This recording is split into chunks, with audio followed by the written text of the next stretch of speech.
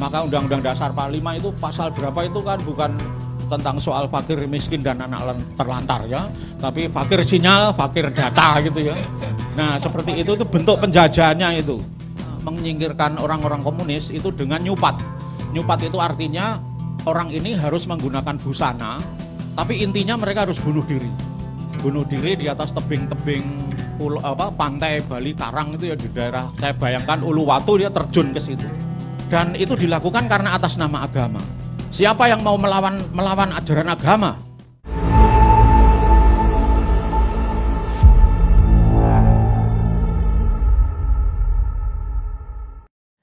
Di sini juga ada tulisan menarik tentang belajar cara belajar. Nah ini. Jadi bahkan belajar itu ya belajar caranya itu, nggak asal gitu loh maksudnya. Mungkin itu, dan juga tadi disinggung yang sering disebutkan Pak Guru ya, generasi kapal selam dan speedboat itu menarik karena yang satunya itu mendalam, yang satunya lagi dangkal. Ini juga bisa direspon Pak Guru. Dan tantangan guru untuk beradaptasi, ini poin yang penting di sini. Tapi kemudian dilematis juga ya, ini apakah memang hanya guru aja yang beradaptasi atau gimana nanti metodenya itu? Kalau misalnya ya murid-murid udah terlalu kenceng larinya ini, nah gitu, apa harus dipanggil atau gimana? Oh enggak Pak Guru, waktu dan tempat saya persilahkan. Terima kasih Mas Alvin. Saya mau bersyukur dalam bentuk terima kasih pertama kepada Romo Yai Edi, Mas Arief Abdurrahim, kawan lama, Kang Salim, Pak D. Susilo, seorang aktivis LSM di bidang pendidikan dari Jakarta, datang ke sini. Sedang di Jogja, ini juga sahabat lama. Saya merasa bahagia karena berada di tengah-tengah orang-orang yang mencintai buku. Dunia baca tulis. Kalau dunia saya itu dunia tutur dan kapur gitu ya. Tadi disinggung Mas Iqbal, kita nggak bisa mengajar siswa generasi kini dengan cara kemarin, dengan cara tutur dan kapur. Maka harus saya secara pribadi harus beradaptasi ya, supaya bisa tahan uji. Dan pandemi kemarin itu memang tantangan benar. Tantangan sebelum ada pandemi, pendidikan ini sudah mengalami disrupsi. Dan ditantang relevansinya. Apakah pendidikan ini bisa menjawab persoalan? Ibaratnya saya masuk angin, kalau 20 tahun lalu kan saya belonyuan PPO kan, minyak pung oil gitu ya. Sekarang harus pakai, maaf nyebut merek, Freshcare ya. Karena kalau pakai PPO, seliringan gitu, dikira saya waria gitu ya. Aromanya betul. Jadi harus beradaptasi supaya tahan uji dan harus selalu relevan gitu Mas Alvin. Nah mengapa? Karena saya tidak menduga bahwa menjelang pensiun seharusnya saya bernostalgia mengenai generasi tutur dan kapur, generasi Zuckerberg, generasi yang melahirkan baca tulis, yang sangat personal. Tiba-tiba ada disrupsi bernama medsos ya. Segala sesuatu yang real itu ada di virtual. Nah,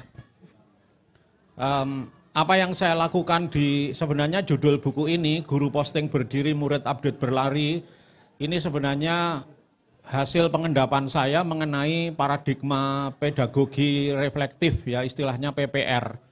Tapi kalau saya tulis paradigma pendidikan reflektif itu kok boring ya, walaupun isinya tentang itu.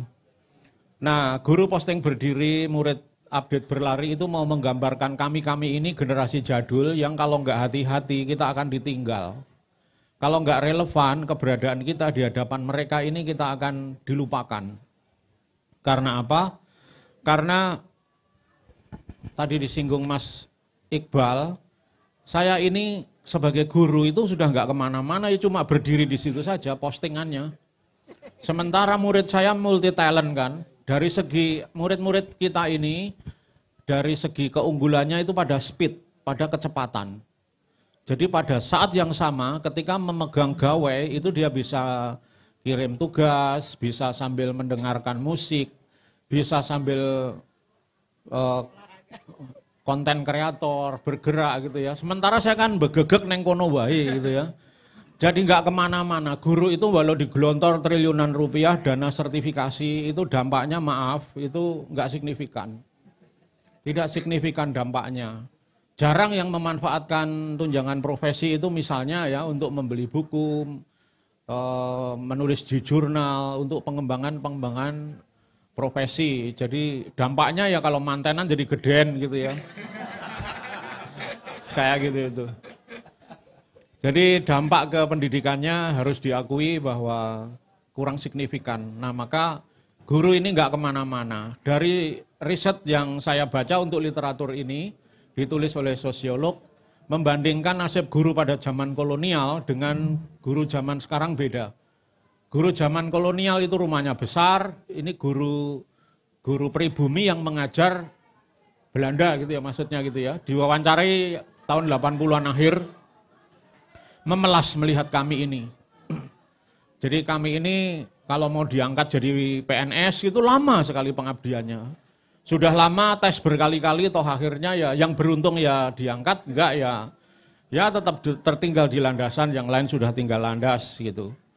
Nah terus jadi secara sosial ekonomi nasib guru itu harus dikatakan tidak kemana-mana.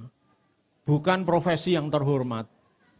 Saya berdiskusi dengan seorang kawan yang mengambil master, guru di kami, ngambil master di Boston ya, itu naik profesi di Amerika itu yang menonjol apa? Yang menonjol dan sangat dihormati itu pemadam kebakaran. Karena pemadam kebakaran itu betul-betul man for others, man for and with others. Jadi manusia yang tersedia bagi manusia lain. Konkret ya. Nah kalau di Indonesia ini kan karena piramida Abraham Maslow itu menempatkan kebutuhan material itu di bawah, maka ya kita ini guru-guru ini masih bergulat soal itu. Ketika punya tunjangan ya lalu bukan profesionalismenya yang ditingkatkan, tapi bagaimana memperbarui simbol-simbol status sosialnya. Dulu kan Umar Bakri naik sepeda gitu ya, sepeda kumbang, sepeda ontel, lalu sepeda motor itu pun kredit kan. Setelah ini ada tunjangan sertifikasi Avanza, kemudian penjualannya ya Xenia, ya saya juga pakai Innova gitu kan. Ya itu karena honor dari Romo Edi Mulyono gitu ya. Jadi saya agak beruntung saya sebagai guru itu punya cara gitu ya untuk memperbaiki nasib saya supaya tidak diremehkan orang. Karena saya menghadapi murid-murid kelas menengah atas, maka kalau saya simbol status sosial saya tidak mendekati mereka, di rumah, di sekolah saya disapa. Tapi kalau ketemu di mall itu diprek nih saya. Apa-apanya saya sakit hati gitu ya. Tapi setelah itu ya akhirnya bebal juga. Untuk apa? Untuk apa sakit hati? Untuk sesuatu yang bukan salah dia dan salah saya gitu. Jadi dalam hidup itu ya harus bisa merelatifkan kesulitan gitu ya. Nompo lakon ingkang prihatin gitu. Nah, jauh sebelum kita dijajah oleh era yang namanya kedikdayaan medsos, saya menyebutnya era kebangkitan arus kemenangan visual sekaligus oral. Jadi tantangan guru itu adalah satu YouTube, itu era visual. Yang kedua itu TikTok dan podcast, itu era arus kemenangan oral ya, podcast, TikTok itu. Nah, bagaimana kami sebagai guru itu tetap bisa menarik perhatian siswa dengan cara mengadaptasi medsos ini. Karena kalau enggak, medsos ini membuat siswa itu daya fokus perhatiannya itu berkurang drastis. Dulu tahun 90-an awal ketika saya mengajar di De Brito, program saya itu adalah namanya ini. Program saya itu namanya Silent Reading Program, program membaca senyap. Jadi dalam tugas-tugas saya sebagai guru sosiologi, tugas kelompok terutama itu membaca buku. Dan kalau itu tugas itu diberikan ke anak sekarang, anaknya bisa stroke gitu. Karena nggak bisa fokus. Kalau ingat saya ini, kok bisa ya murid-murid saya dulu itu misalnya begini. Satu kelompok itu mempelajari disertasinya Abdul Latif Wiyata. itu seorang ilmuwan dari Madura yang menulis disertasi sosiologi di UGM tentang tradisi Carok di Madura.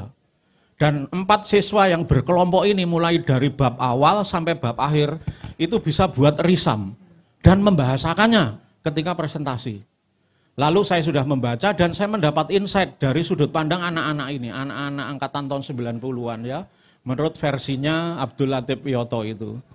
Lalu juga disertasinya Mas Kiki Hermawan Sulistyo, itu sejarawan NU yang menulis tentang prolog. Jadi ada peristiwa 65 gitu kan. Nah menurut Kiki itu 10 tahun sebelum terjadi peristiwa 65, itu ada kompetisi antara Kiai dengan BTI, Barisan Tani Indonesia di Kediri dan Jombang. Maka di Kediri itu sampai ada pabrik gula diberi nama pabrik gula pesantren baru. Tapi isinya PKI semua itu. Hanya untuk mengambil kesan bahwa pabrik gula itu citranya bukan miliknya Barisan Tani Indonesia. Nah kompetisi Kiai dengan PKI ini berebut lahan. PKI ingin lahannya luas lewat land reform yang gagal itu supaya bisa tanam tebu. Supaya bisa memasok pabrik gula Cukir di Jombang, pabrik gula di Karisidenan, Kediri dan Jombang. Lalu kompetisi itu berdarah-darah, Kiai banyak yang tumbang karena serangan mereka. Dan terjadilah arus balik tahun 65 itu. Ada narasi bahwa orang-orang PKI di Jawa Timur sebenarnya sentranya gerakan pembalasan ini dari Jombang Kediri ini. Jadi dendam para santri dan keluarga Kiai yang dibantai di daerah Jengkol, di daerah Nganjuk, di daerah Kediri yang lain, itu kemudian menemui arus balik tahun 65. Lalu oleh militer itu diciptakan narasi bahwa Gerwani dan pemuda rakyat itu amoral. Para jenderal yang itu dibunuh, disayat, dipotong kelaminnya, digarami sambil nyanyi genjer-genjer, menari-nari telanjang. Itu hoax. Jauh sebelum medsos ada menciptakan hoax, itu sudah ada hoax seperti itu. Maka ketika narasi ini diceritakan oleh surat kabar dan surat kabar itu sampai di Jawa Timur, betapa marahnya orang-orang Jawa Timur itu. PKI ini memang iblis gitu ya. Lalu terjadilah arus balik, mereka ditangkapi. Mereka diikat dengan jempolnya ini dengan benang gandum, dijejerke di Kali Berantas pada musim hujan bulan Oktober, lalu ditebas. Nyemplung begitu, maka hulu Kali Berantas itu jadi kuburan massal. Nah, ini kisah mengenai, inilah yang diceritakan Kiki dan waktu itu ini menarik, maka saya meminta kelompok itu untuk membaca buku itu. Dan anak-anak murid-murid kami itu bisa menceritakannya ya, menceritakannya dengan detail dan itu disertasi. Kalau itu saya lakukan pada murid-murid saya zaman sekarang, sekali lagi dia bisa strawberry gitu ya. Bisa sengkleh tangani gitu. Ya, maka persis seperti yang dikatakan Mas Iqbal, saya tetap harus mengubah teknik saya. Saya ibarat dokter nggak bisa mengobati penyakit murid saya pada masa kini dengan cara kemarin. Dengan cara silent reading program. Maka program saya untuk generasi Z, programnya adalah puasa virtual di Tok Gadget. Puasa virtual di Tok Gadget. Maka ketika saya masuk kelas, oh ya perubahan itu harus sederhana, tapi dampaknya terukur. Saya tahu bahwa murid-murid saya, 1 kecanduan internet, 2 ketergantungan pada medsos, dan 3 mendem pornografi. Tapi kalau saya ngomong seperti itu mereka nggak sampai. Maka pada jam pertama kalau tidak ada tugas yang terkait dengan gawe, saya minta silahkan masukkan ke tas. Di laci nggak boleh karena akan dirogoh. Di saku juga nggak boleh karena radiasinya itu bisa menyebabkan organ penting mereka, perut bagian bawah bisa lumpuh. Dan itu kelak nanti akan jadi sumber konflik rumah tangga. Maka saya antisipasi, saya cegah. Di saku sini juga jangan karena dampaknya ke jantung. Lalu mengapa puasa virtual di Tok Gadget? Karena saya sadar betul bahayanya medsos. Saya tidak ingin murid-murid saya itu mengalami turun kasta menjadi hewan mekanik yang diperalat oleh alat. Jadi ini alat ini. Alat yang melumpuhkan, istilahnya Max Iqbal di bukunya Homo sapien.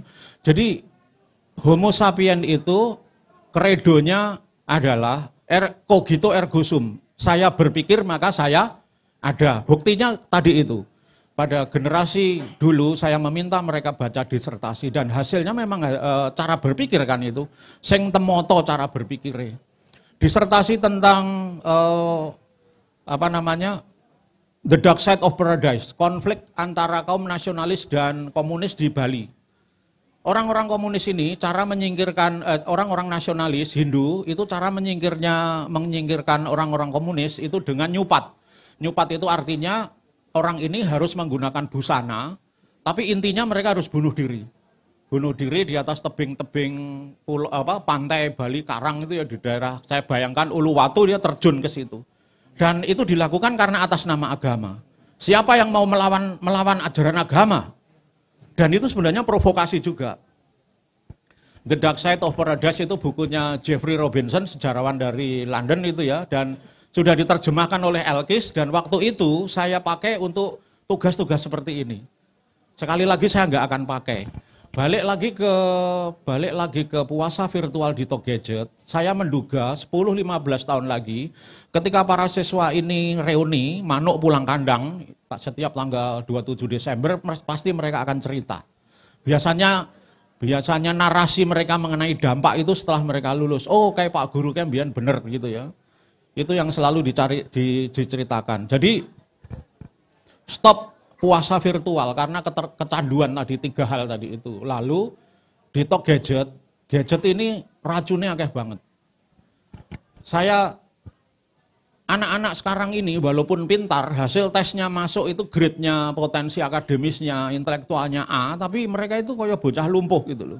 Karena apa? Karena di rumah jadi korban mother helikopter. Jadi persoalannya diambil alih oleh orang tuanya. Jadilah mereka generasi strawberry, ketoke imut, tapi kegores dikit aja, tattoo. Minta healing gitu kan, minta healing.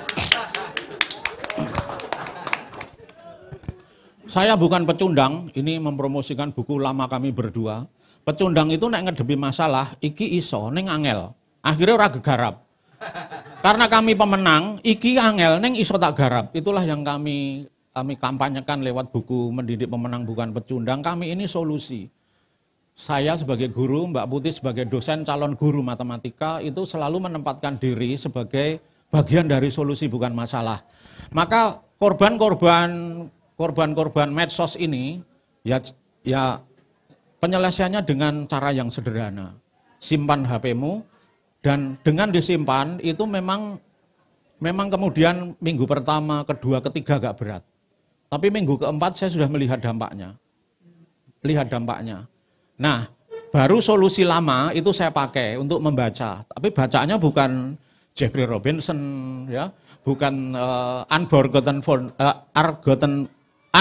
Years, tahun-tahun terlupakannya Mas Kiki, bukan. Tapi modul yang sudah saya ringkas dan mereka mau membaca. Lalu mereka presentasi satu persatu, kemudian pada bagian akhir saya baru menjelaskan. Dan menarik bahwa cara mengajar saya itu untuk mereka, generasi speedboat ini memang cara mengajarnya memang cara mengajar yang memastikan saya mengajar, mereka belajar.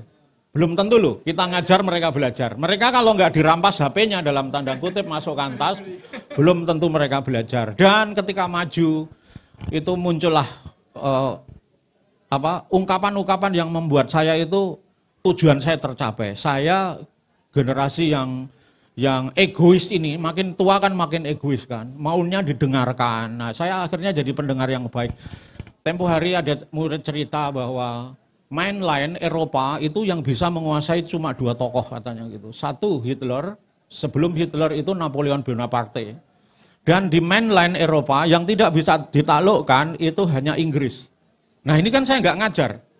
Anak-anak kan mencari, mengeksplorasi sendiri kan. Nah lalu saya masuk ke mereka. Saatnya saya menunjukkan mantaaji, menunjukkan kedikdayaan saya sebagai guru.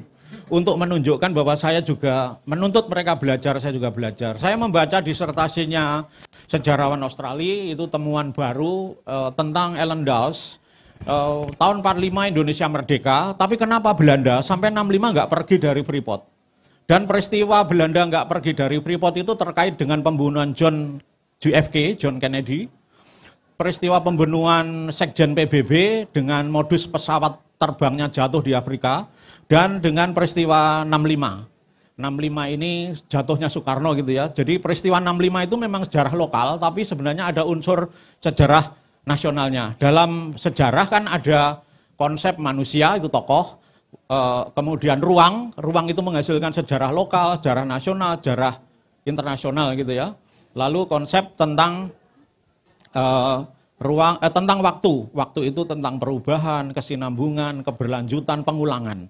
Nah, anak-anak itu cerita John F. Kennedy ditembak. Sebelumnya ada presiden Amerika yang juga ditembak. Nah, kalau sampai di situ jatuhnya, itu saya nggak menghargai mereka. Maka saya cerita, saya tunjukkan bukunya. Ini ada buku bagus yang terkait dengan sejarah lokal, peristiwa 65. Terbunuhnya John Kennedy, Sekjen PBB, dan jatuhnya Soekarno.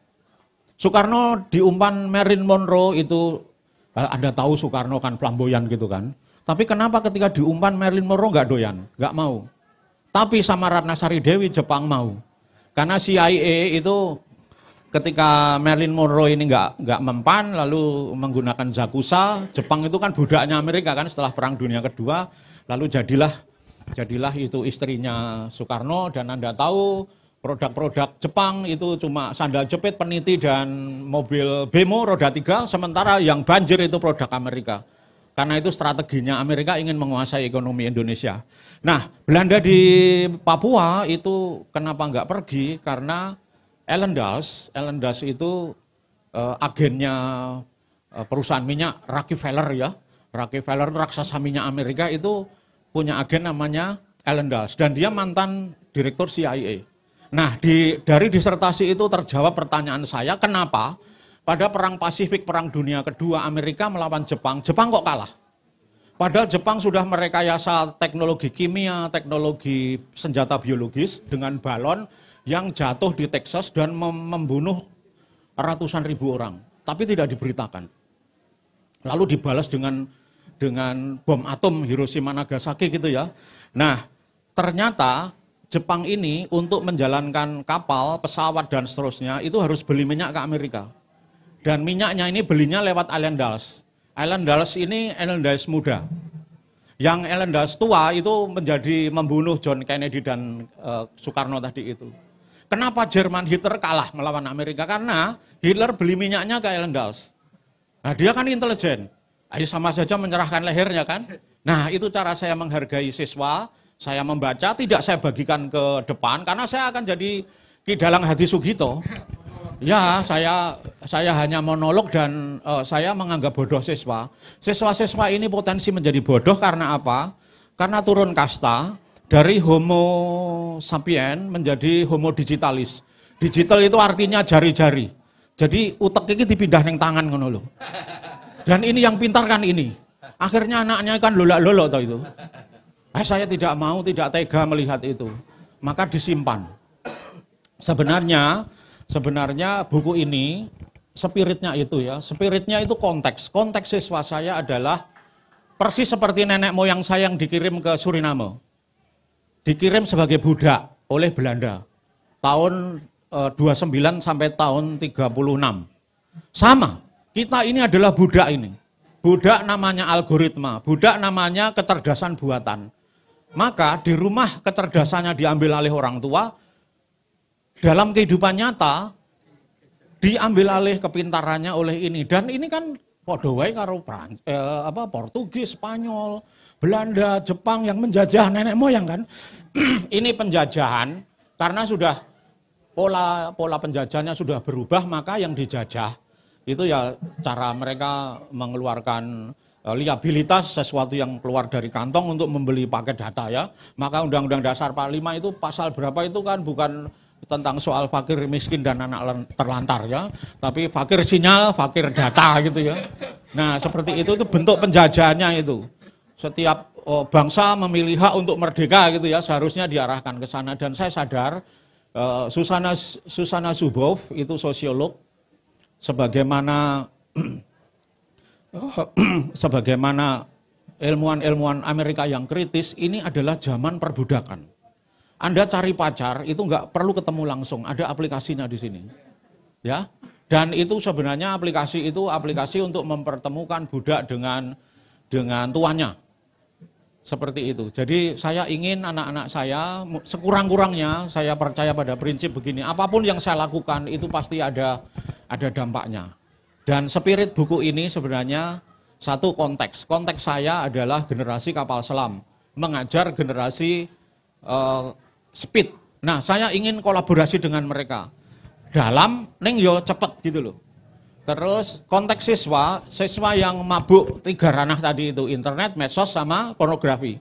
Lalu konteks bagaimana mengajar mereka itu perubahannya harus nyata. Mengapa guru posting berdiri, murid berlari, ya ini persis seperti yang dikatakan oleh Mas Iqbal bahwa guru yang kita lakukan ini bukan perkara manusiawi, tapi sebagaimana Romo Edi Mulyono berdagang seperti ini kan bukan perkara material kan, tapi ada sesuatu yang lebih luhur yang harus diperjuangkan gitu loh.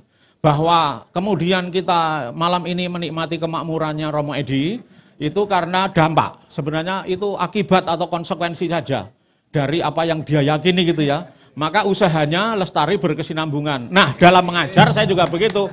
Tepuk tangan untuk saya dan Mas Edi. Saya tutup, kembalikan ke Mas Alvin. Kalau nggak ditegah bisa sampai subuh nanti.